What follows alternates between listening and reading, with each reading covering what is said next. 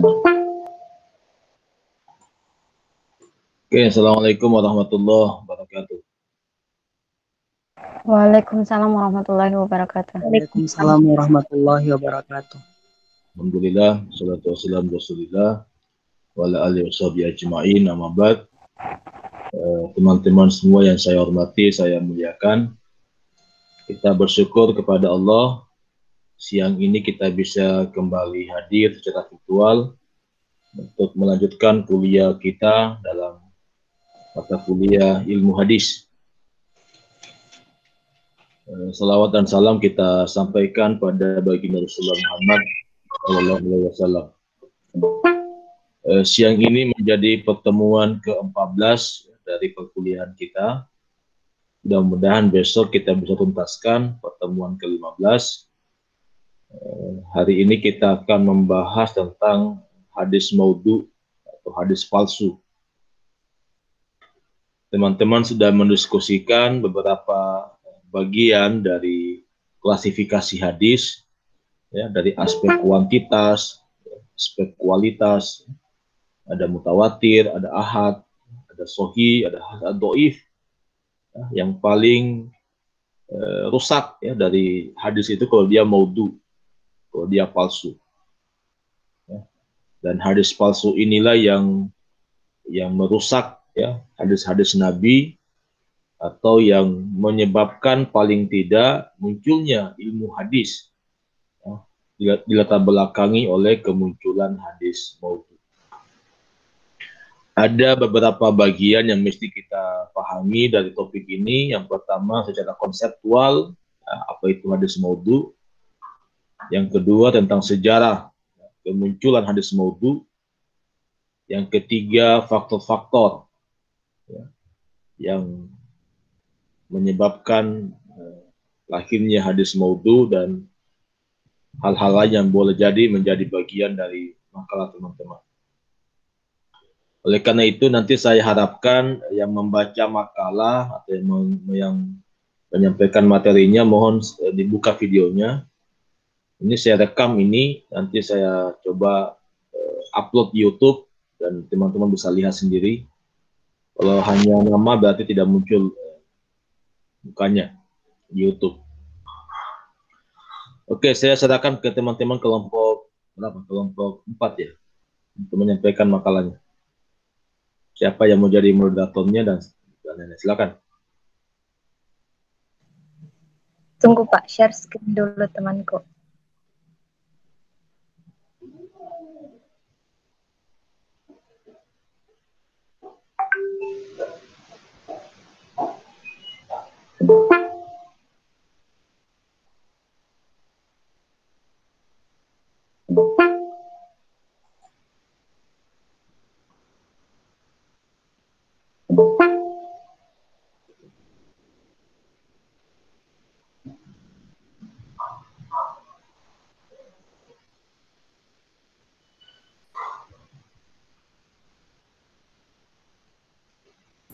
Kelihatan nih. Ya, kelihatan.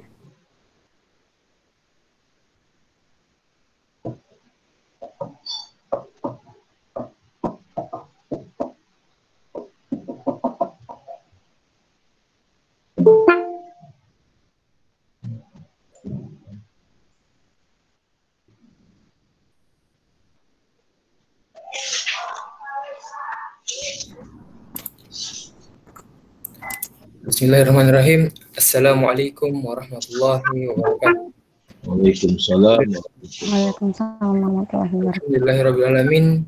Puji dan syukur kita panjatkan kehadirat Allah Subhanahu wa Ta'ala karena atas limpahan rahmat, taufik, hidayah serta nikmatnya semata sehingga kita masih dapat melakukan pertemuan pada siang hari ini di mana kita akan membahas tentang hadis maudhu, di mana kami berasal dari kelompok 4 yang beranggotakan Sri Rizka Ramadhani, Sri Yunita Khairunisa, saya sendiri atas nama Farhan Ramadan, Arif Putra Yogesi, dan Nur Alfian. Sebelum kita melanjutkan materi, marilah kita mengirimkan salawat dan salam kepada Nabiullah Muhammad Sallallahu Alaihi Wasallam. Untuk memanfaatkan waktu, marilah kita menuju ke pembahasan materi dalam hadis maudhu yang akan disampaikan oleh saudari Khairun Nisa mengenai tentang pengertian dari hadis maudhu. Kepadanya dipersilahkan.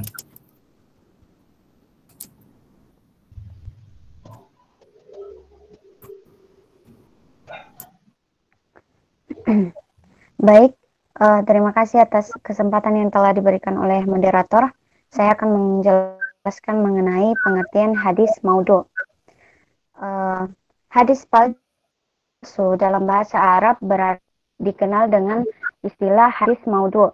Secara terminologi, maudhu atau al-maudhu merupakan bentuk isim maf'ul dari kata yadu'ah dan baidu'ah. Kata tersebut memiliki makna menggugurkan, meletakkan, meninggalkan, dan mengada-ngada.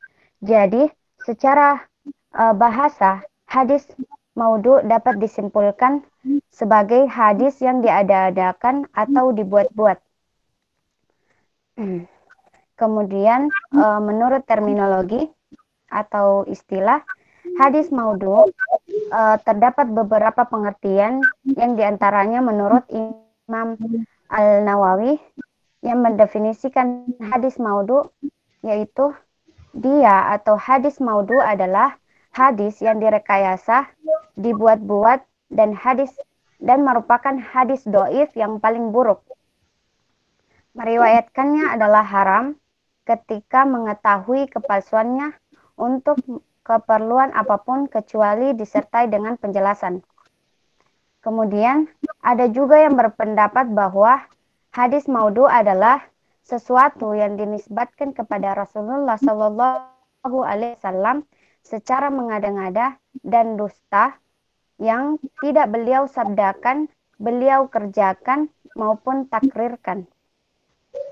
Sedangkan menurut ulama hadis, pengertian hadis maudhu adalah hadis yang diciptakan serta dibuat oleh seseorang atau pendusta yang ciptaan itu dinisbatkan kepada Rasulullah Shallallahu Alaihi Wasallam secara palsu dan dusta, baik hal itu disengaja maupun tidak.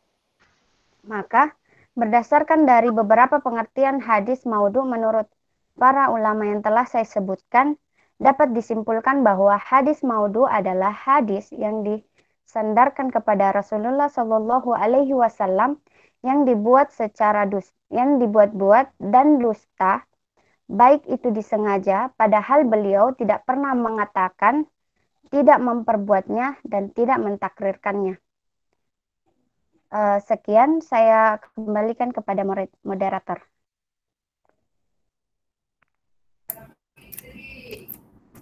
Demikianlah tadi penjelasan mengenai pengertian dari hadis maudhu menurut bahasa dan menurut istilah yang disampaikan oleh saudari Khairun Nisa.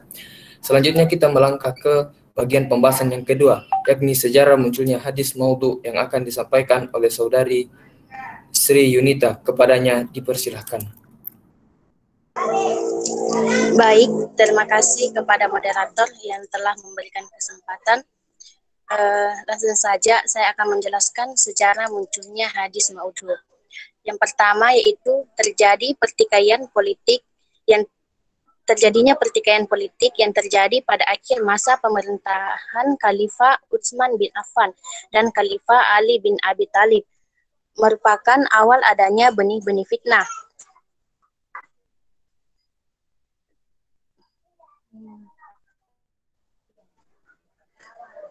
Yang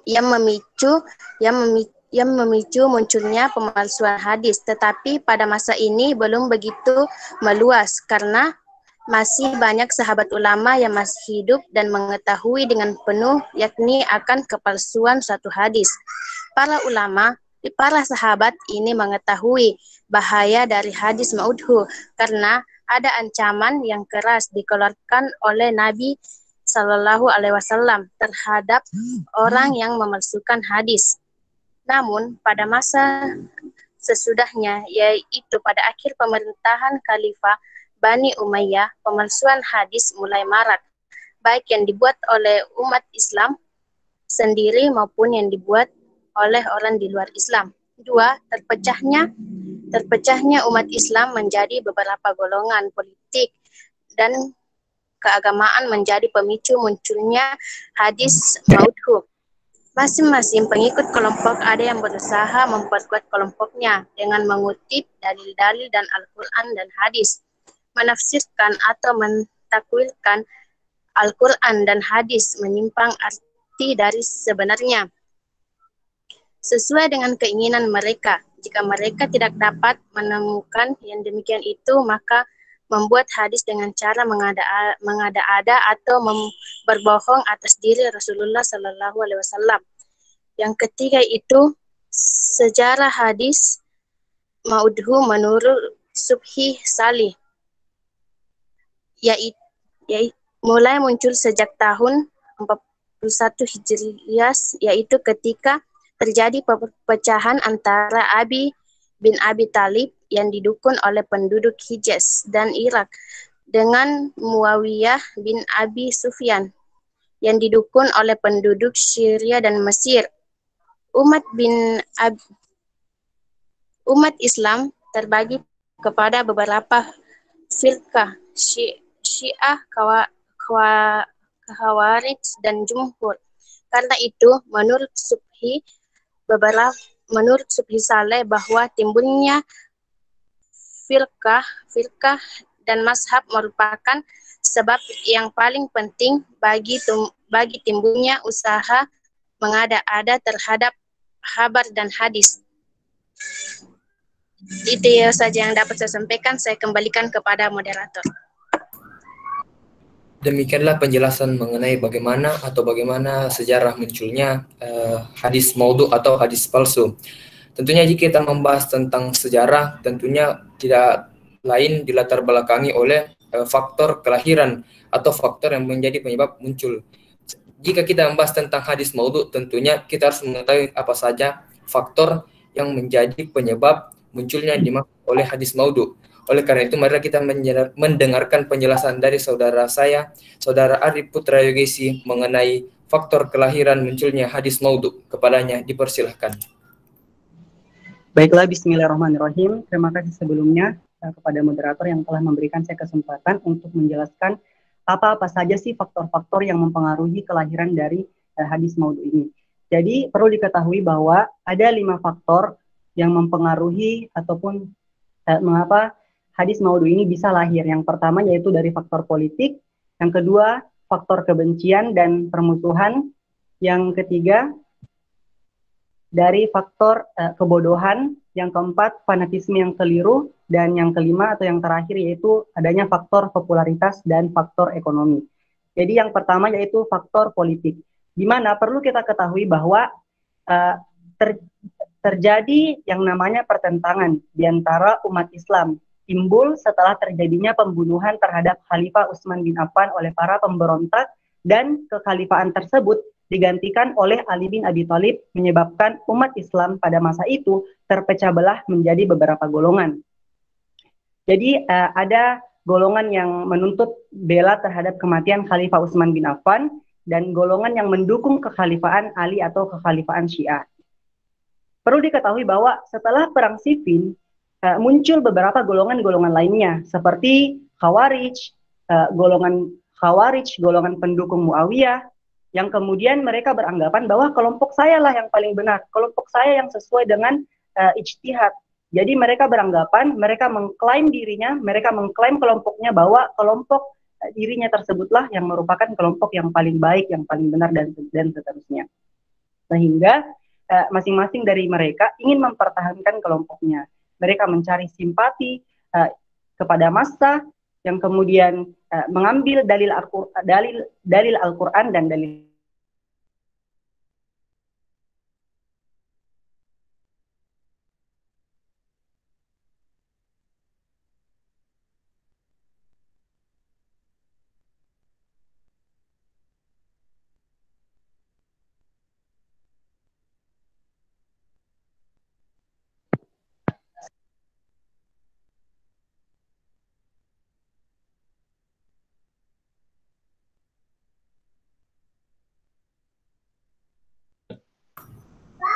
Tadi penghubungannya ya? Arif, mikrofon takdim takdim. Khalifah, jadi mereka ini membuat suatu hadis palsu seperti hadis tentang keutamaan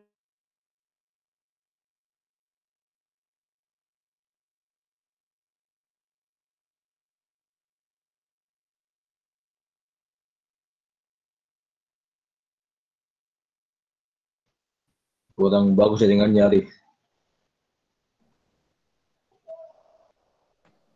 Mohon maaf sebelumnya teman-teman karena jaringan saya yang kurang baik, jadi mungkin saya tidak bisa menampilkan wajah saya saat ini. Saya langsung lanjut ke faktor yang kedua, yaitu faktor kebencian dan permusuhan. Jadi pada faktor ini keberhasilan dakwah Islam menyebabkan masuknya pemeluk-pemeluk agama lain ke dalam Islam. Namun terdapat di antara mereka yang masih menyimpan dendam dan sakit hati melihat kemajuan Islam. Jadi mereka inilah yang kemudian membuat hadis-hadis maudhu.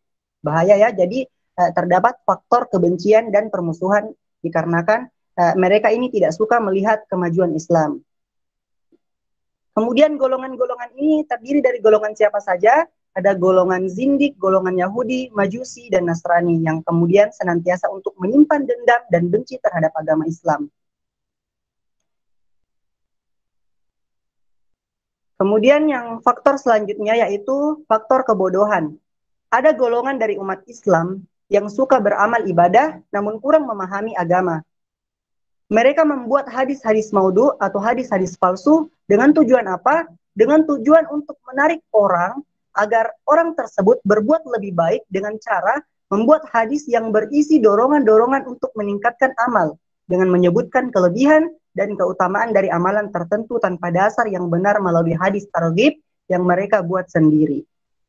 Biasanya, hadis palsu semacam ini menjanjikan pahala yang sangat besar kepada perbuatan kecil. Mereka juga membuat hadis maudhu yang berisi dorongan untuk meninggalkan perbuatan yang dipandangnya tidak baik dengan cara membuat hadis maudhu yang memberikan ancaman besar terhadap perbuatan salah yang sepele. Seperti salah satu contohnya yaitu suatu hadis yang artinya seutama-utama hari adalah hari wukuf di Arafah. Apabila hari wukuf di Arafah bertepatan dengan hari Jumat, maka hari itu lebih utama daripada 70 haji yang tidak bertepatan dengan hari Jumat.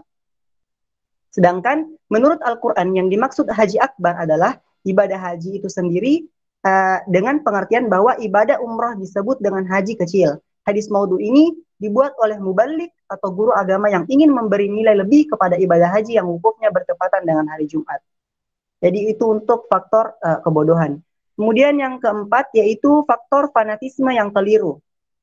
Jadi sikap sebagian penguasa Bani Umayyah yang cenderung fanatis dan rasialis telah ikut mendorong kalangan mawali untuk membuat hadis-hadis palsu sebagai upaya untuk mempersamakan mereka dengan orang-orang Arab.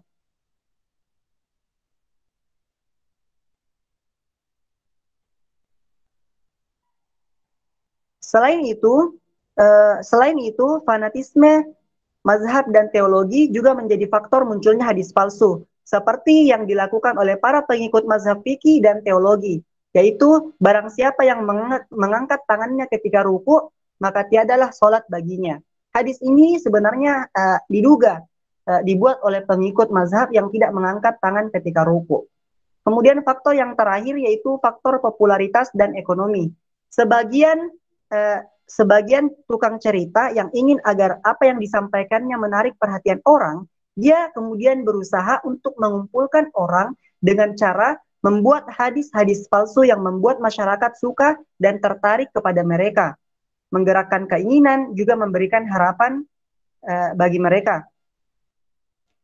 Demikian juga para tokoh masyarakat yang kemudian ingin untuk mencari muka kepada penguasa dengan cara membuat hadis-hadis maudhu untuk tujuan supaya lebih dekat dengan penguasa agar mendapatkan fasilitas tertentu atau popularitas saja.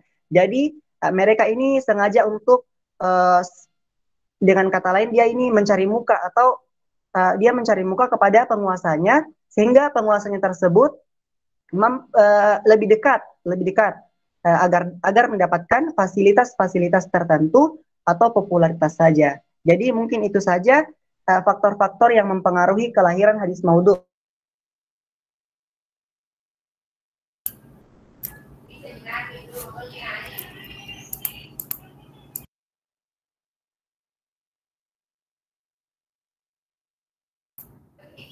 Demikianlah tadi penjelasan mengenai faktor-faktor yang menyebabkan kelahirannya atau faktor-faktor yang menyebabkan munculnya yang disebut dengan hadis maudhu atau hadis palsu. Selanjutnya setelah kita membahas mengenai pengertian, sejarah dan faktor kelahiran atau faktor munculnya, tentunya sekarang ini kita sebagai umat Islam harus mengetahui bagaimana cara mengetahui yang mana termasuk hadis maudhu atau hadis palsu. Oleh karena itu kami akan membahas mengenai ciri-ciri yang dimiliki oleh hadis maudhu agar kita dapat membedakan antara yang mana hadis yang bukan maudhu atau hadis yang baik atau hadis asli dengan hadis maudhu atau hadis palsu. Oleh karena itu saya berikan kepada saudari Rizka Ramadhani untuk menjelaskan mengenai ciri-ciri yang dimiliki oleh hadis maudhu. Kepadanya dipersilahkan. Baiklah, terima kasih atas kesempatan yang diberikan moderator kepada saya. Saya akan menjelaskan tentang ciri-ciri hadis maudhu atau hadis palsu. Indikasi kemaudhuan hadis ada kalanya berkaitan dengan rawi maupun sanad dan begitu pula berkaitan dengan matannya.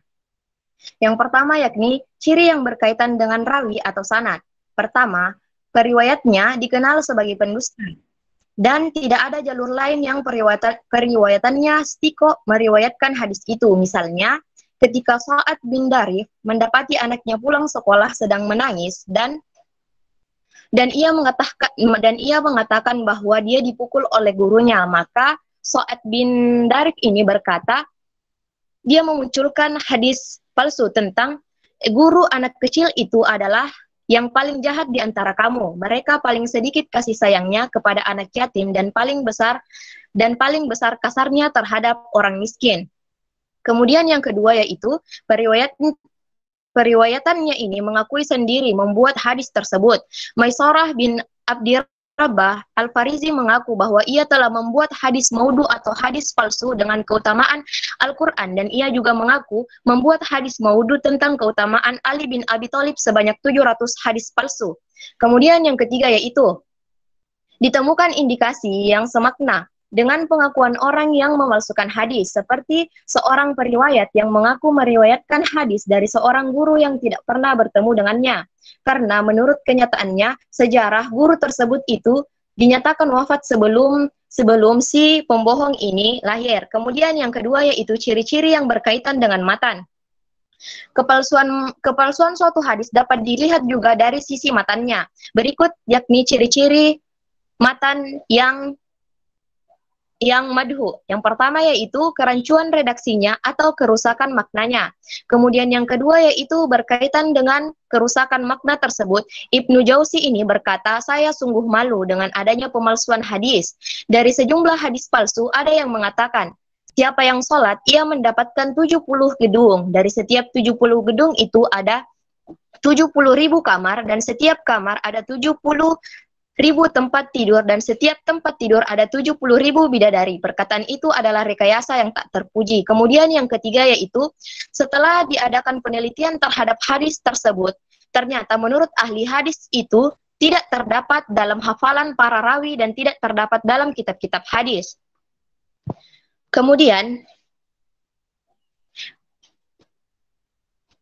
Mustafa As-Sibah memuat 7 macam hadis palsu. Yang pertama yaitu susunan gramatikalnya sangat jelek. Kemudian yang kedua yaitu maknanya sangat bertentangan dengan akal sehat. Kemudian yang ketiga yaitu menyalahi Al-Quran yang jelas maksudnya. Yang keempat yaitu menyalahi kebenaran sejarah yang telah dikenal dari zaman Nabi Muhammad SAW. Yang kelima yaitu bersesuaian dengan pendapat orang yang meriwayatkannya, sedangkan orang tersebut terkenal sangat fanatik terhadap mazhabnya. Kemudian yang keenam yaitu mengandung suatu perkara yang seharusnya perkara tersebut itu diberitakan oleh banyak orang, tetapi ternyata orang tersebut ini memberitahukannya kepada satu orang saja. Kemudian yang ketujuh yaitu mengandung berita tentang pemberian pahala yang begitu besar untuk perbuatan yang begitu kecil, atau ancaman siksa yang berat terhadap suatu perbuatan yang tidak berarti. Kemudian menurut Hasbi Al-Shikdi, ciri hadis palsu apabila yang pertama yaitu maknanya berlawanan dengan hal-hal yang mudah dipahami. Kemudian yang kedua yaitu berlawanan dengan ketentuan umum dan akhlak atau menyalahi kenyataan. Yang ketiga yaitu berlawanan dengan ilmu kedokteran atau tidak logis. Kemudian yang keempat yaitu menyalahi peraturan-peraturan akal terhadap Allah Subhanahu wa taala. Yang kelima yakni menyalahi ketentuan Allah dalam menjadikan alam. Kemudian yang keenam yakni mengandung dongengan-dongengan yang tidak dibenarkan sama sekali. Kemudian yang ketujuh yaitu menyalahi keterangan yang terdapat dalam Al-Quran yang sangat tegas. Kemudian yang kedelapan yaitu menyalahi kaidah umum. Yang kesembilan menyalahi hakikat sejarah yang telah terkenal mulai dari masa Nabi Adam. Kemudian yang keempat yaitu kemudian yang ke-10 sesuai dengan mazhab yang dianut oleh para perawi, sedangkan perawi itu orang yang sangat fanatik terhadap mazhabnya. Dan yang ke-11 itu menerangkan urusan yang seharusnya kalau ada dinukilkan oleh seorang yang banyak. Yang ke-12 yakni menerangkan pahala yang sangat besar terhadap sesuatu perbuatan yang kecil atau siksaan yang amat besar terhadap suatu amal yang tak berarti. Baiklah, itulah dari ciri-ciri hadis maudhu, baik itu dari segi matannya maupun dari segi rawinya. Saya kembalikan kepada moderator. Demikianlah tadi penjelasan mengenai apa saja yang harus kita ketahui mengenai ciri-ciri yang dimiliki oleh hadis maudhu, di mana ciri-ciri ini berkaitan dengan rawi atau sanadnya, maupun ciri-ciri itu berkaitan dengan matan yang dimiliki oleh hadis maudhu tersebut atau hadis palsu tersebut. Selanjutnya, sebelum kita memasuki kesimpulan, kami akan membahas tentang apa saja yang termasuk golongan hadis maudhu atau golongan-golongan hadis palsu. Kepada saudara Nur Alfian, kepadanya dipersilahkan untuk menjelaskan golongan-golongan hadis maudhu atau golongan-golongan hadis palsu. Terima kasih atas kesempatan yang diberikan dari moderator kepada saya. Di sini saya akan menyebutkan beberapa golongan-golongan yang membuat hadis maudhu. Mengutip dari penjelasan Hasbi As-Siddiq, ada 9 golongan yang membuat hadis maudhu. Yang pertama yaitu zanadikah atau orang-orang siddiq. Yang kedua yaitu penganut-penganut bid'ah. Yang ketiga itu orang-orang yang dipengaruhi fanatik kepartaian. Keempat yaitu orang-orang ta'ashabut kepada kebangsaan, kenegerian, dan keimanan. Kemudian yang kelima yaitu orang-orang yang dipengaruhi ta'ashabut mazhab.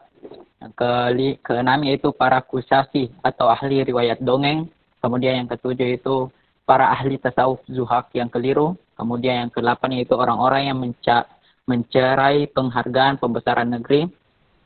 Ke-9 yaitu orang-orang yang ingin menegakkan dirinya dengan dapat meriwayatkan hadis yang diperoleh orang lain. Sekian. Demikianlah tadi penjelasan mengenai golongan hadis maudhu yang disampaikan oleh saudara Nur Alfian. Setelah kita telah mendengarkan seluruh penjelasan mengenai pengertian sejarah muncul faktor kelahiran munculnya hadis maudhu, ciri-ciri yang dimiliki oleh hadis maudhu, dan golongan-golongan yang dimiliki oleh hadis maudhu. Selanjutnya kita melangkah ke kesimpulan. Adapun kesimpulan dari materi hadis maudhu ini, kesimpulannya itu pertama itu hadis maudhu atau biasa kita kenal dengan istilah hadis palsu merupakan suatu hadis yang disandarkan kepada Rasulullah SAW, di mana hadis ini dibuat-buat atau dengan kata lain hadis ini hanya berupa dusta, baik itu disengaja disandarkan kepada beliau sedangkan beliau tidak mengatakannya dan tidak melakukannya atau memperbuatkannya dan tidak mentakrirkannya, tetapi orang lain membuatnya sengaja bahwasanya Nabi melakukan ini, Nabi memberikan takrir tentang hal ini, dan Nabi mengatakan hal ini. Kemudian jika kita melihat sejarah munculnya hadis maudhu itu, jika kita melihat dari makalah kami, di mana hadis maudhu itu pertama kali itu dimulai pada saat terjadi pertikaian politik, di mana pada saat itu terjadi pada masa akhir pemerintahan Khalifah Utsman bin Affan dan beralih kepada masa Ali bin Abi Thalib. Kemudian hadis maudhu semakin banyak berkembang ketika terjadi pecah belah umat Islam menjadi beberapa golongan politik, sehingga Subi As-Salih menyimpulkan sebagaimana disampaikan oleh saudari saya tadi, saudari Sri Yunita, menjelaskan bahwasanya itu hadis maudhu mulai muncul sejak tahun 41 Hijriah, di mana terjadi peperangan antara Ali bin Abi Thalib dengan Muawiyah, sehingga perang ini mengakibatkan terbentuknya beberapa golongan, yaitu Syiah, Khawarij, dan Jumhur. Kemudian kita melangkah ke faktor-faktor kelahiran munculnya hadis maudhu atau hadis palsu yang disampaikan oleh saudara Arif Putra Yogesi. Yang pertama itu disebabkan oleh faktor politik. Kemudian yang kedua disebabkan oleh faktor kebencian dan permusuhan, baik itu antara golongan ataupun antara perbedaan pendapat. Kemudian yang ketiga itu faktor kebodohan, di mana jika kita baca hadis palsu tentunya menjanjikan pahala yang sangat besar, sedangkan perbuatan yang dilakukan sangatlah sederhana atau sangatlah kecil.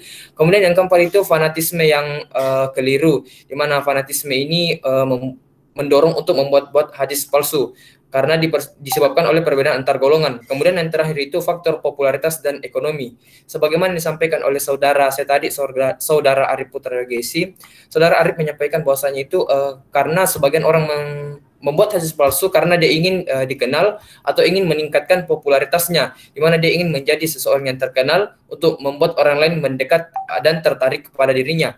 Kemudian mengenai ciri-ciri hadis maudhu yang disampaikan oleh saudari Rizka Ramadhani dapat kita lihat dari dua hal. Yang pertama itu di mana kita melihat rawi atau sanad yang dimiliki hadis tersebut dengan 3 buah syarat sebagaimana dijelaskan oleh saudari Rizka tadi. Periwayatannya dikenal sebagai pendusta, periwayatnya mengakui hadis tersebut merupakan hadis palsu, dan yang ketiga itu ditemukan indikasi yang semakna dengan pengakuan orang yang memalsukan hadis. Kemudian yang cara kedua itu ya dengan cara melihat matanya, di mana jika kita melihat matanya kita akan menemukan kerancuan reaksi atau kerusakan makna yang dimiliki oleh hadis tersebut.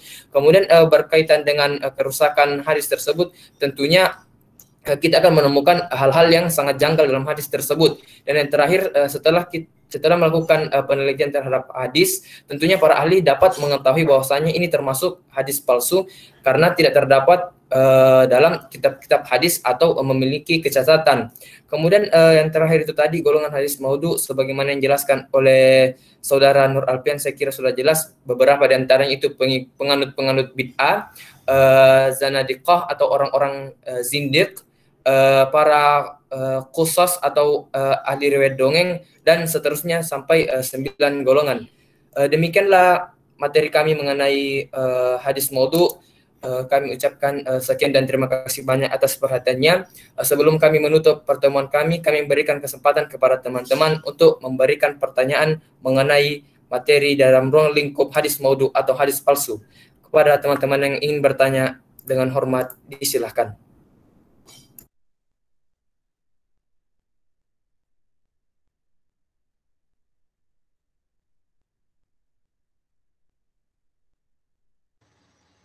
Saya mau bertanya. Kepada saudari Siti Fatimah, disilahkan. Baik, terima kasih atas kesempatan yang diberikan kepada saya. Jadi seperti yang sudah dipaparkan tadi, hadis maudhu itu kan hadis palsu. Nah, terus ada dipaparkan juga ada 9 golongan yang pembuat hadis palsu. Bisa disebutkan hukum bagi 9 golongan tadi apa? Karena periwayatan hadis maudhu itu. Maaf sebelumnya yang dimaksud itu tadi bisa diperjelas mengenai hukumnya itu yang pembuat hadis palsu tadi atau pembuat hadis maudhu. Iya, apa? Jadi kan itu termasuk pelanggaran karena membuat hadis palsu. Kira-kira hukumannya itu apa? Ya, terima kasih. Selanjutnya yang ingin bertanya dipersilahkan.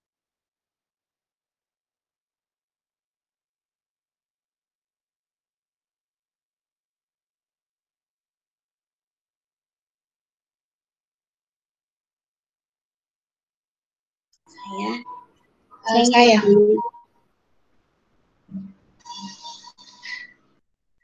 Kepada saudari Nurul Fasirah, dipersilahkan. Oke, terima kasih untuk kesempatannya mengenai hadis maudhu. Apakah hadis maudhu ini bisa digunakan? Terima kasih. Ya, untuk pertanyaan selanjutnya kepada teman-teman yang ingin bertanya, dipersilahkan. Saya Farhan. Kepada saudari Mustika Lestari dipersilakan. Ya baiklah, Bismillahirrahmanirrahim. Tadi telah dipaparkan bahwa secara istilah dan menurut Imam Nawawi bahwa hadis maudhu adalah hadis yang direkayasa, dibuat-buat, dan hadis dhaif yang paling buruk. Nah, pertanyaan saya, perbedaan paling mendasar antara hadis dhaif dan hadis maudhu itu bagaimana? Mohon dijelaskan. Mungkin sekian. Wassalamualaikum warahmatullahi wabarakatuh. Pak, permisi Pak, berapa? 3 mau pertanyaan Pak? Ya, silakan ya, cukup mungkin. Oh, ya, Pak. Jadi terdapat 3 buah pertanyaan, di mana pertanyaan pertama ditanyakan oleh Siti Fatimah, yang kedua itu Nurul Fasira, dan yang ketiga itu Mustika Lestari. Kami akan mencari jawabannya. Kami akan menggunakan sedikit waktu untuk mencari jawabannya. Dimohon kepada teman-teman untuk menunggu dengan sabar.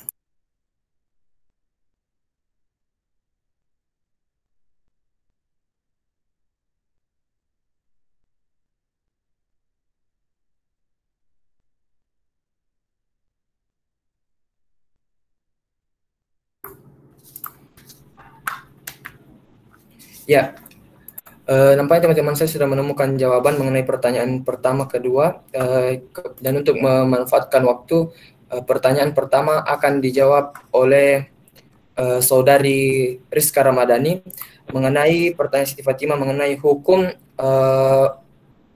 yang diberikan kepada orang-orang yang membuat hadis palsu, atau bagaimana hukum kepada orang-orang yang membuat hadis maudhu. Kepada saudari Rizka Ramadhani dipersilakan untuk menjawab pertanyaan dari saudari Siti Fatimah. Baiklah, terima kasih atas kesempatan yang diberikan kepada saya. Saya akan menjelaskan pertanyaan dari saudari Siti Fatimah, yakni tentang hukuman apa yang diberikan kepada pembuat hadis maudhu. Jadi, tokoh-tokoh yang terkenal yang membuat hadis maudhu dari kalangan, contohnya yakni dari kalangan orang sindik, misalnya yakni yang pertama yaitu Abdul Karim bin Abi Al-Auja telah membuat sekitar 4.000 hadis maudhu tentang hukum halal haram. Ia membuat hadis itu untuk menghalalkan yang haram dan mengharamkan yang halal. Kemudian akhirnya ia ini dihukum mati oleh Muhammad bin Sulaiman, yakni Muhammad bin Sulaiman ini merupakan wali kota dari Basrah. Kemudian yang kedua yaitu Muhammad bin Sa'id al-Maslub. Ini juga merupakan salah satu tokoh yang membuat hadis madhu. Kemudian ia dihukum bunuh oleh Abu Ja'far al-Mashhur. Kemudian yang ketiga yakni Bayan bin Sa'man al-Mahdi. Ini juga merupakan salah satu tokoh yang terkenal dalam membuat hadis madhu. Kemudian dia juga dihukum mati oleh Khalid bin Abdillah. Itulah jawaban dari saya. Saya kembalikan kepada moderator. Demikianlah jawaban dari saudari Sri Rizka Ramadhani. Kita kembalikan kepada penanya, yaitu saudari Siti Fatimah. Apakah sudah puas atau masih ada tanggapan atau pertanyaan sambungan kepadanya? Dipersilakan. Terima kasih atas jawabannya. Saya sudah puas. Selanjutnya kami akan menjawab pertanyaan dari saudari Nurul Fasira. Tahan sedikit ya. Jadi apa yang tadi saudari Sri Rizka sampaikan itu saya kira hukuman yang sifatnya duniawi. Karena pemalsuan hadis ini kan pada dasarnya merupakan bagian dari penodaan agama. Karena dia menodai hadis. Ya, hadis sebagai sumber syariat kemudian dikotori oleh ucapan-ucapan yang menjual atau mengatasnamakan Nabi. Ya. Kalau hukuman agamanya, secara agama itu saya kira ada hadis Nabi yang populer itu yang tadi teman-teman juga baca itu ya. Man kazzaba alayya muta'ammidan falyatabawwa maq'adahu minan nar. Jadi barang siapa yang berdusta atas nama Nabi, ya, mengatasnamakan Nabi, maka orang-orang itu diancam atau Nabi gambarkan seakan-akan dia menyediakan kursinya di neraka. Jadi dosa besar, ya, dosa besar, hukuman bagi mereka yang membuat ya, sebuah pernyataan yang kemudian dinisbahkan ke Nabi. Ya. bahwa seakan-akan Nabi yang melakukan itu. Jadi yang tadi Rizka sampaikan itu tidak salah, benar. Itu hukuman negara ya, hukuman politik ya. Jadi di zaman ya sama dengan hari ini kan, kalau ada yang menoda agama itu akan dikenakan hukum pidana ya. Misalnya yang hari ini yang heboh misalnya adanya pengakuan ya, Babe Haikal bahwa dia bertemu dengan Nabi dan dilaporkan itu, tapi itu saya kira bukan sesuatu yang salah itu kalau saya ya, karena mimpi Nabi itu wajar bagi para ulama ya, hanya mungkin yang menjadi masalah momen ya, waktu ya, dan seyogianya hal-hal seperti itu kan mesti menjadi pengalaman spiritual pribadi ya, tidak bisa dipublish secara umum gitu.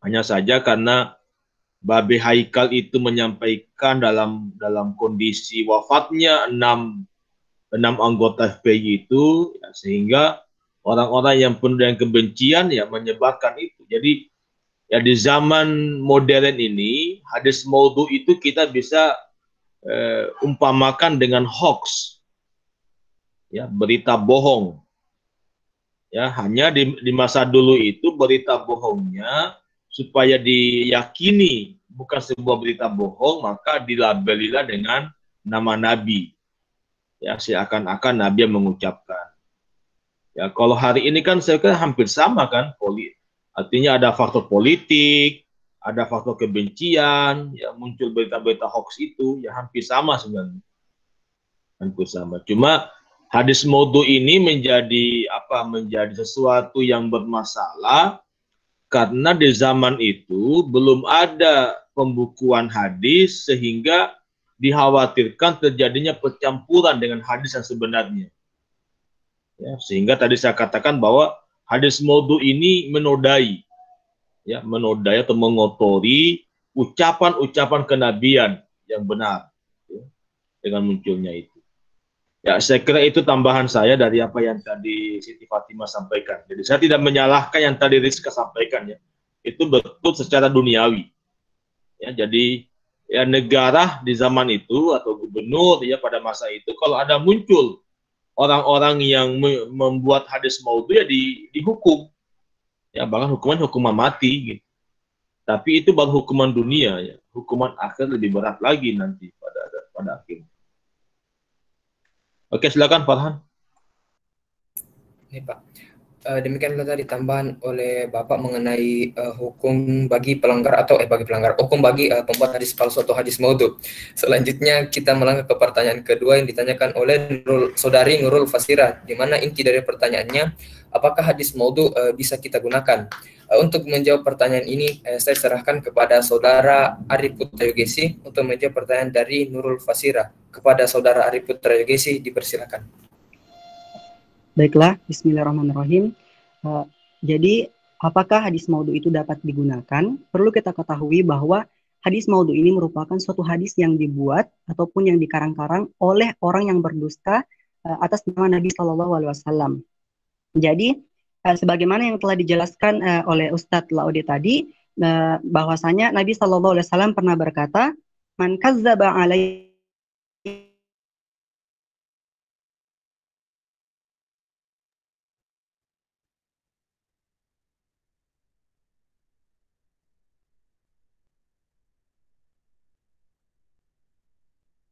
Jaringannya Arif bermasalah, jaringannya Arif. Mungkin lagi hujan di Andrekang ya? Beda lokasi sama Arif saya, Pak. Ya.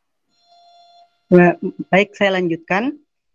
Jadi Nabi SAW pernah berkata, "Man kazzaba alayya muta'ammidan falyatawabba'a maq'adahu minan nar."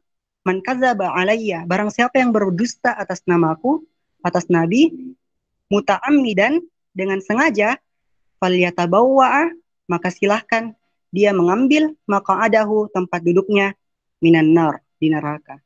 Jadi dari hadis tersebut dapat kita tarik kesimpulan bahwa suatu hadis maudhu ini memang dia sifatnya itu adalah sesuatu yang tidak dapat kita gunakan.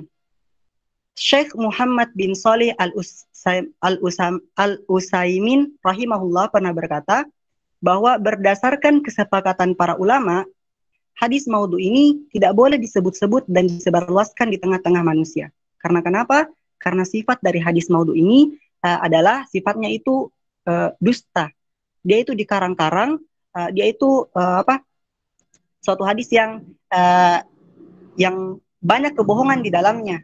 Seperti itu. Hadis maudhu ini tidak boleh digunakan baik dalam masalah at-targhib, baik untuk memotivasi atau at-tarhib, ataupun untuk menakut-nakuti, dan bahkan hadis ini tidak boleh digunakan untuk semua hal-hal lainnya. Jadi hadis maudhu ini boleh disebutkan jika memang ingin dijelaskan status hadisnya yang maudhu, tapi pada dasarnya tetap tidak boleh digunakan hadis maudhu ini berdasarkan dari hadis yang telah saya sebutkan tadi. Jadi mungkin itu jawaban dari kami. Semoga jawaban ini bisa menjawab pertanyaan dari saudari Nurul Fasirah. Selanjutnya saya serahkan kembali kepada moderator.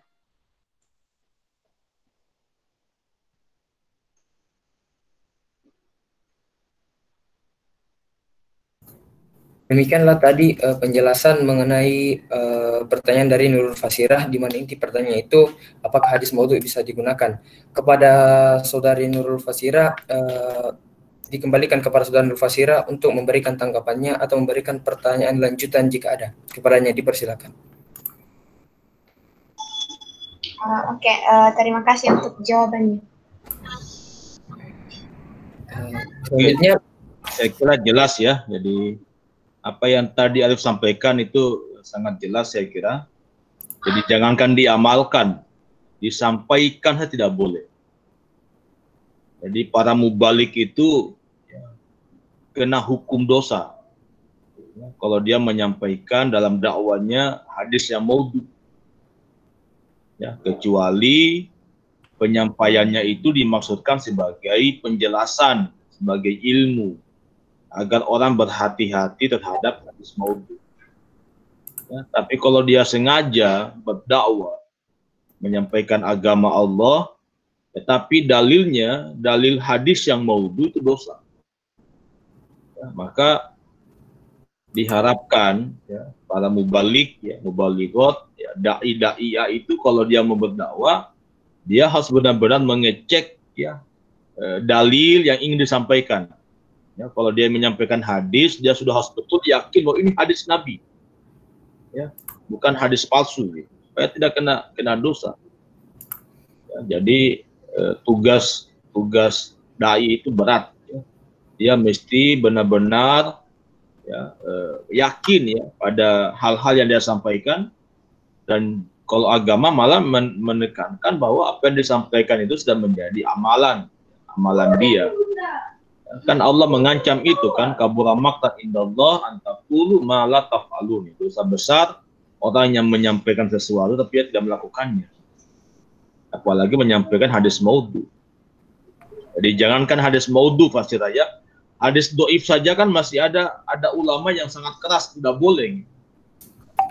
Apalagi maudhu yang hanya dibuat-buat ya, mengatasnamakan Nabi. Jadi saya kira itu ya Fasirah ya. Hanya mempertegas yang tadi Arif sampaikan. Oke, silakan Farhan. Iya Pak. Selanjutnya kita melangkah ke pertanyaan ketiga dan merupakan pertanyaan terakhir, di mana pertanyaan ini disampaikan oleh saudari Mustika Lestari, di mana inti pertanyaannya itu tadi mengenai makalah, di mana dalam makalah itu terdapat definisi hadis maudhu secara istilah, di mana dikatakan bahwasanya itu hadis maudhu merupakan hadis yang merupakan hadis doif yang paling buruk, di mana sehingga saudari Mustika Lestari memberikan pertanyaan, apa perbedaan daripada hadis dhaif dan hadis maudhu ini, dan apa saja itu perbedaan utama dari kedua hadis ini. Jadi yang akan menjawab pertanyaan ini adalah saya sendiri. Jadi terlebih dahulu marilah kita melihat mengenai hadis dhaif terlebih dahulu.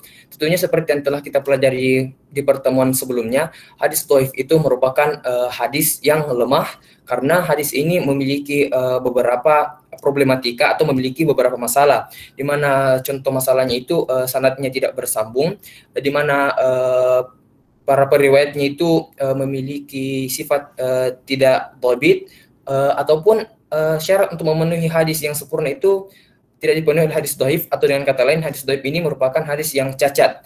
Sedangkan jika kita melihat mengenai hadis maudhu, di mana definisi yang telah disampaikan oleh teman sekelompok saya tadi, itu hadis maudhu itu merupakan suatu hadis yang dibuat-buat, mengada-ngada, atau hanya dilatar belakangi oleh kebohongan, sehingga inti daripada hadis dhaif ini hadis yang lemah karena tidak memenuhi syarat dikatakan sebagai hadis yang sahih. Sedangkan hadis maudhu ini merupakan hadis palsu atau hadis yang sebenarnya tidak ada tetapi dibuat-buat. Sehingga perbedaan utama dari keduanya ini, di mana hadis dhaif ini sebenarnya hadis dhaif ini merupakan hadis yang masih bisa digunakan, tapi dengan syarat hadis dhaif ini bisa digunakan jika kita tidak menemukan hadis sahih yang menjelaskan tentang suatu hukum. Atau dengan kata lain, hadis dhaif dapat kita gunakan dalam keadaan yang sangat terpaksa jika tidak ada hukum lain yang menjelaskan tentang suatu kejadian atau suatu peristiwa tertentu. Sedangkan hadis maudhu itu tentunya kita tahu bahwa hadis palsu. Tentunya jika kita melakukan perbuatan yang menyimpang dari agama, tentunya hal tersebut merupakan suatu bid'ah, sehingga tentunya kita bukannya kita mendapatkan pahala, malah kita mendapatkan sebuah dosa yang sangat berat dari perbuatan kita di mana kita melakukan hadis maudhu. Jadi jika disimpulkan, hadis dhaif ini merupakan hadis yang masih bisa digunakan dalam keadaan yang sangat terpaksa di mana tidak ada hukum lain yang dapat digunakan, sedangkan hadis maudhu tidak dapat digunakan. Perbedaan keduanya itu, hadis dhaif itu dikatakan lemah karena tidak memenuhi syarat dikatakan sebagai hadis yang sempurna. Sedangkan hadis maudhu dikatakan hadis palsu karena sebetulnya hadis ini dapat dikatakan bahwasanya hanya berbentuk suatu kebohongan atau tidak ada. Sekira demikian penjelasan mengenai pertanyaan dari saudari Mustika Lestari mengenai perbedaan antara hadis dhaif dan hadis maudhu. Kepadanya dipersilahkan untuk memberikan tanggapan ataupun memberikan pertanyaan lanjutan. Kepadanya dipersilahkan. Ya, terima kasih atas jawaban dari Saudara Farhan. Sudah mengerti. Oke, jadi pada dasarnya hadis maudhu itu bagian dari hadis dhaif. Cuma hadis dhaif yang paling buruk. Ya, mudah-mudahan Pak Yusuf di kuliah Anda tentang kualitas itu, hadis dhaif itu kan banyak macamnya ya. Jadi ada mu'allaq, ada munqati, ya, ada mudallas, banyak macam hadis dhaif itu. Tapi dari berbagai macam hadis dhaif itu, ya, kategori hadis dhaif yang paling buruk itu adalah hadis maudhu. Karena dibuat oleh orang yang al-kazzab, yang pembohong. Ya, jadi dia benar-benar berdusta, ya, mendustakan Nabi, mendustai agama. Ya, dia membuat pernyataan atau melakukan sesuatu yang melabeli itu dengan Nabi. Jadi memang awalnya banyak orang yang tidak senang atau tidak yang protes, kenapa maudhu dikatakan hadis, padahal bukan hadis. Ya, tapi penggunaan kata hadis pada istilah maudhu karena mereka menggunakan atau melabeli atau menisbahkannya ke Nabi. Ya, makanya untuk membedakan ya mana yang hadis, mana yang bukan hadis, maka yang bukan hadis atau yang palsu itu namanya maudhu, hadis maudhu. Ya, hadis yang diada-adakan, yang dibuat-buat. Ya. Tapi dinisbahkannya ke Nabi. Ya, jadi karena nama Nabi yang dibawa-bawa, maka kemudian disandingkanlah kata hadis pada istilah maudhu itu. Ya. Jadi tapi tidak semua hadis dhaif maudhu ya. Tidak semua hadis maudhu adalah tidak semua hadis dhaif maudhu. Tapi semua hadis maudhu pasti dhaif. Ya, karena dia bersumber dari riwayat yang masuk kategori al-kazzab. Saya kira itu 3 pertanyaan yang sudah kita tuntaskan. Kalau masih ada silakan teman-teman. Kalau masih ada hal yang belum dipahami, dan saya kira apa yang tadi teman-teman sampaikan cukup jelas sebenarnya secara teoritik ya. Kecuali mungkin ada pengembangan-pengembangan yang Anda ingin ketahui. Pada aspek sejarah, mungkin ada teman-teman yang mencatat mungkin ada pandangan bahwa sejarah munculnya hadis maudhu itu sejak zaman Nabi. Jadi kalau tadi Farhan menekankan pada tahun ke-41 Hijriah, ada pandangan yang lain, ada pendapat yang lain itu mengatakan bahwa sejak zaman Nabi itu ada. Ya, apa alasannya? Alasannya dengan hadis tadi itu yang tadi juga harus baca itu, man kadzdzaba alayya muta'ammidan. Ya, jadi ada yang memahami bahwa kenapa Nabi menyampaikan hadis itu, ya, man kadzdzaba alayya muta'ammidan, itu seakan-akan ada gejala yang Nabi lihat, ya, orang-orang yang mencoba-coba membuat hadis mengatasnamakan Nabi atau menyebarkan informasi yang mengatasnamakan Nabi. Ya, sehingga dengan kondisi itu, ya, dengan realitas itu kemudian Nabi mewanti-wanti mereka, ya, menasihati mereka, mengingatkan mereka bahwa man kadzdzaba alayya muta'ammidan, barang siapa yang berdusta dengan sengaja atas nama saya, ya, maka Anda mempersiapkan diri kursi di neraka. Jadi itu pandangan yang lain, ya. Jadi tapi dari dua pandangan ini teman-teman, yang umumnya para ulama pahami atau secara umum yang berkembang adalah kemunculan hadis maudhu itu nanti di tahun ke-41 Hijriah pasca terjadinya konflik umat Islam antara pihak Ali dan pihak Muawiyah. Ya. Jadi teman-teman tadi sudah menjelaskan pasca terbunuhnya Utsman, kemudian keluarga Utsman tidak menerima, ya, pembunuhan itu, bahkan ada yang lebih ekstrim menuduh Ali bin Abi Thalib sebagai dalang pembunuhan. Sehingga naiknya Ali bin Abi Thalib sebagai khalifah keempat itu dalam keadaan tidak normal. Ya, dia digoyang. Ya, dia diterpa isu, ya, bahwa dia sengaja membunuh Utsman agar dia naik menjadi khalifah. Sehingga ujung-ujungnya, puncaknya itu tadi yang teman-teman sampaikan, terjadi perang Siffin namanya, ya. Perang Siffin itu perang antara umat Islam, antara pasukan Ali dengan pasukan Muawiyah bin Abi Sufyan. Yang kemudian ketika Ali kalah, atau bukan kalah sebenarnya, dia ditipu muslihat dengan proses perdamaian itu, maka terbentuklah namanya dinasti Muawiyah, ya, kerajaan Muawiyah, ya, sampai muncul khalifah yang pernah kita diskusikan namanya Umar bin Abdul Aziz, ya, seorang khalifah yang paling wara, zuhud, adil di zamannya, di zaman kekhalifahan Muawiyah. Nah, dari perang itu kemudian berimplikasi kepada lahirnya kelompok-kelompok Islam, sekte aliran, ya, dari Khawarij, Murji'ah, Jabariyah, Qadariyah, ya, Mu'tazilah, Syiah, ya, dan kelompok-kelompok inilah yang menjadi, ya, produsen hadis maudhu. Untuk apa mereka lakukan? Agar menjustifikasi kelompoknya. Ya, jadi untuk memberikan kekuatan akan kebenaran kelompoknya, kelompok sektenya, maka mereka membuat hadis-hadis palsu itu, ya, mengatasnamakan Nabi. Ya.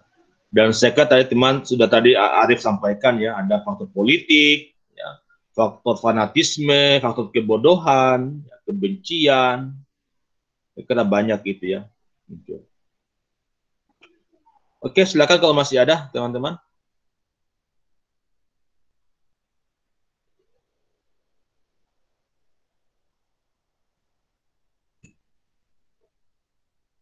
Sudah jelas ya?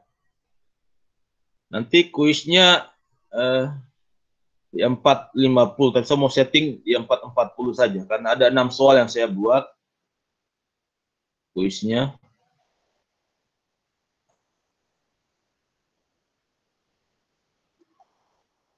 Silakan Farhan kalau masih ada yang ingin bertanya.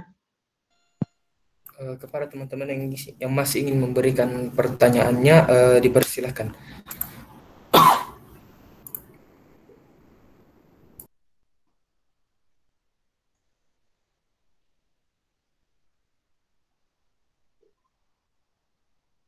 Besok pertemuan terakhir ya, insya Allah ya, teman-teman.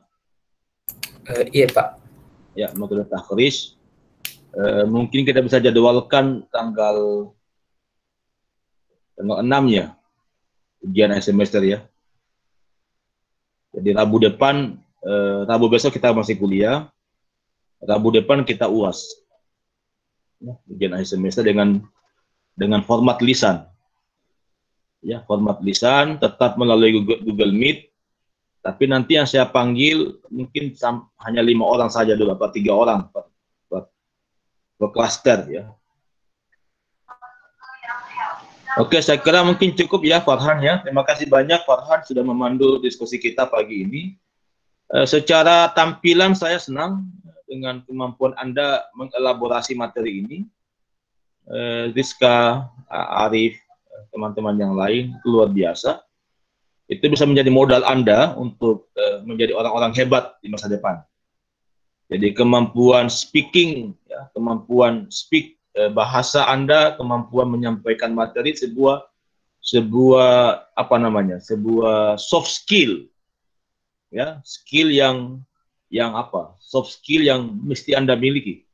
Karena banyak juga mahasiswa tidak bisa bicara, gitu, hanya diam saja. Nah, saya tadi lihat tampilan-tampilan Anda, ya, Heronisa, Rizka, Arif, itu luar biasa. Itu bisa menjadi, saya yakin masa depan Anda cerah dengan gaya-gaya seperti itu. Bisa menjadi dosen, jadi guru yang menarik untuk di depan mahasiswa Anda. Tapi saya berharap Anda jangan bermimpi jadi dosen lah, jadi guru. Ya, setinggi-tingginya Anda bermimpi jadi dosen.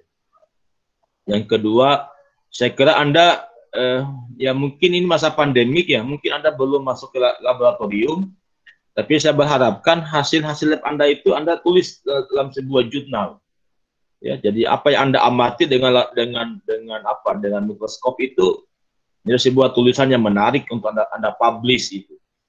Jadi Anda yang masih muda-muda ini dari sekarang harus menjadi orang-orang yang maju. Mungkin teman-teman lihat di media sosial ya, seorang anak petani, anak tukang beca dari Madura, ya, bisa doktor ya, doktor di ITS, Teknologi Surabaya, dan dia bisa penelitian di Jepang. Jadi masa depan tidak dilihat pada status ekonomi, tapi pada semangat Anda, ya, keinginan Anda untuk maju. Dan biologi itu adalah ilmu yang menarik, ya, karena ada temuan-temuan baru. Ya, kalau Anda misalnya dengan biologi Anda, dengan tumbuh-tumbuhan, Anda bisa menemukan obat corona kan luar biasa itu. Nah, jadi dari tumbuh-tumbuhan itu. Oke, terima kasih banyak Farhan ya. Terima kasih banyak Rizka, Arif, Heronisa, teman-teman yang lain, Ermi, mendapat dana, teman-teman yang lain. Ada 31 orang yang bergabung. Silakan Anda kerjakan antaranya. Ada 6 soal, tapi secara substantif semua ada dalam materinya Farhan. Pengertian, ada sejarah, ada faktor. Oke, yang ini. Ada soal satu saya, tapi ini. Saya bertanya usaha-usaha apa yang para ulama lakukan dalam membendung penyebaran hadis maudhu. Jadi usaha ulama adalah yang pertama membangun ilmu hadis. Jadi membangun ilmu hadis. Jadi ilmu hadis ini dibangun untuk membendung ya, kemunculan atau penyebaran hadis maudhu. Yang kedua, kodifikasi hadis, pembukuan hadis. Jadi hadis-hadis di buku itu bagian dari menyelamatkan hadis dari gempuran hadis maudhu. Ya, cukup 2 itu Anda jawab sudah benar itu. Jadi kalau ada pertanyaan kelima, kalau tidak salah, pertanyaan kelima. Jelaskan usaha-usaha para ulama dalam membendung penyebaran hadis. Yang pertama, membuat ilmu hadis, menciptakan ilmu hadis. Yang kedua, melakukan kegiatan pembukuan hadis. Oke, sekali lagi syukuran ya teman-teman. Mudah-mudahan besok sehat-sehat semua. Kita kembali bertemu besok, pertemuan terakhir. Salam sama keluarga di rumah. Semoga kita bisa ketemu besok lagi. Terima kasih. Saya silakan ke Farhan untuk menutup diskusinya. Demikianlah diskusi kita pada siang menjelang sore hari ini mengenai hadis maudhu. Sebelum kita melanjutkan pengerjaan soal kuis di Lentera, mari kita menutup kegiatan kita pada siang menjelang sore hari ini dengan mengucapkan hamdalah. Alhamdulillahirabbil alamin. Sekian dari kelompok kami. Kurang lebihnya mohon dimaafkan. Assalamualaikum warahmatullahi wabarakatuh. Waalaikumsalam Waalaikumsalam warahmatullahi wabarakatuh.